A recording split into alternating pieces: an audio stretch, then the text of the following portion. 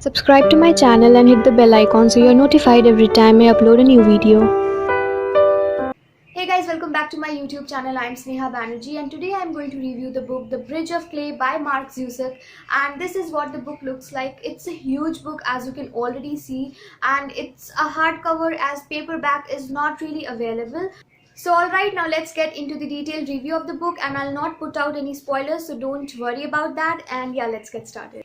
So the story revolves around these 5 Australian brothers who live in the Sydney's racing quarters, and they are from the Dunbar family, and they live all by themselves as they don't really have anyone to look after them. So these 5 brothers take care of each other, fight and live all by themselves. So the story is narrated by the eldest brother. His name is Matthew, and we assume that he is the breadwinner for the family as he is the eldest one, although nothing is really clear in the book as of what he really does to earn the livelihood, but I guess we are just assuming that in the way the book has been written.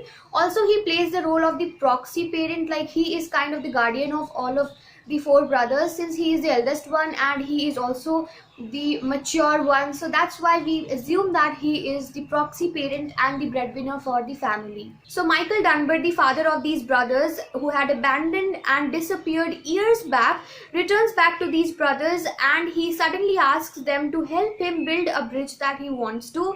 Now obviously all the brothers did not agree to his proposal of building a bridge, and they didn't even want to speak to him except Clay. Now Clay is this character who is very enigmatic, and he has a very traumatic past, and there's a lot of layers to his character. So there's this substance to his character, and he is very quiet and very calm, and he doesn't really speak much, so we don't really get to know his problems and issues directly. But the story is not just about Clay and his obsessive endeavor of building the bridge. It's about a lot of characters, especially the characters from the past. So the story basically dives deep into the past and history of the Dunbar family, and it actually explores and discovers a lot of new characters and gets into the past and history of this of those characters as well. So it's like you are not just in the present, you are also discovering the past and history of the Dunbar family and all those characters.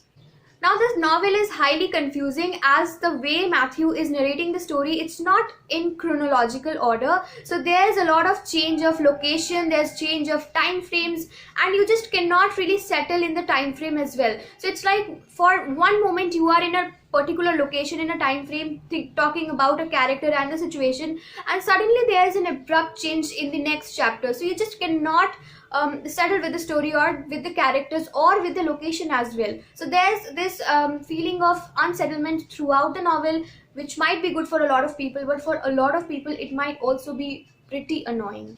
Also, the writing style varies throughout the book, so it's like there's a lot of descriptions, detailing and symbolism in the book, but that just never really adds up to the reading experience of the reader. So it's kind of like futile if you have put so much effort in the writing style, but it doesn't appeal or attract the reader or just keeps the connection of the reader with the book intact. So to put this in a nutshell, I would say that reading this book is pure hard work, and this is one of the most difficult books that I have ever read, and I didn't even like it. I think the way the book has been written, it felt like the story is written in chunks, and a lot of information has been just erased and frivolously edited. So it feels empty, and it feels like a lot of information is just cut out randomly and in a very bizarre manner. But nonetheless, we cannot really control the path a writer chooses to tell his story, because it's his story and he will choose the path that suits him the best. But yeah, I guess I just didn't like the story, but I know that a lot of people are out there who loved Bridge of Clay, and maybe because of this emptiness and this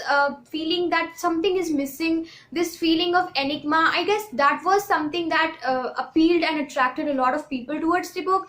So maybe they liked it, that's why. Alright, so that was all for today. If you like my review, then do click on the like button, and do not forget to subscribe and hit the bell icon so you're notified every time I upload a new video, and I'll see you next time. Until then, goodbye.